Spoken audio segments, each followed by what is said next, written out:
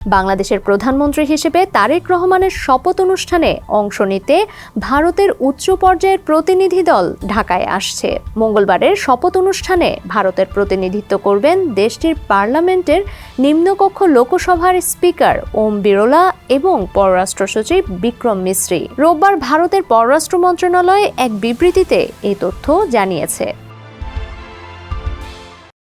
প্রতিদিনের ইফতারে চাই স্বাস্থ্যসম্মত ও মচমচে রুচি মুড়ি।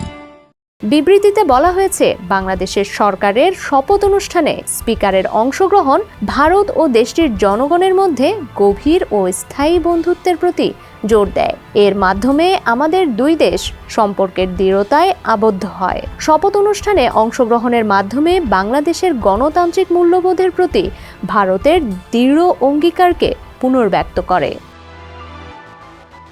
পররাষ্ট্র মন্ত্রণালয়ের বিবৃতিতে আরও বলা হয়, ভারত ও বাংলাদেশ ইতিহাস, সংস্কৃতি এবং পারস্পরিক শ্রদ্ধার দ্বারা ঐক্যবদ্ধ। প্রতিবেশী দেশ হিসেবে ভারত বাংলাদেশের তারেক রহমানের নেতৃত্বে একটি নির্বাচিত সরকারের কাছে উত্তরণকে স্বাগত জানায়। কূটনৈতিক সূত্রে জানা গেছে, এই প্রতিনিধিত্বকে বাংলাদেশ ভারত সম্পর্কের গুরুত্বের প্রতিফলন হিসেবে দেখা হচ্ছে। প্রতিবেশী দেশ হিসেবে বাংলাদেশের রাজনৈতিক পরিবর্তন ও নতুন সরকারের সঙ্গে কাজ করার আগ্রহের বার্তাও এতে রয়েছে। এদিকে ভারতের সংবাদ মাধ্যম উইওনের এক প্রতিবেদনে বলা হয়েছে, বাংলাদেশের পক্ষ থেকে শনিবার সন্ধ্যায় প্রধানমন্ত্রী নরেন্দ্র মোদীকে আমন্ত্রণ জানানো হয়েছিল, কিন্তু একই দিনে মুম্বাইয়ে ফ্রান্সের রাষ্ট্রপতি ইমানুয়েল ম্যাক্রোর সঙ্গে পূর্ব নির্ধারিত বৈঠক রয়েছে। এ কারণে তিনি তারেক রহমানের শপথ গ্রহণ অনুষ্ঠানে উপস্থিত থাকতে পারছেন না।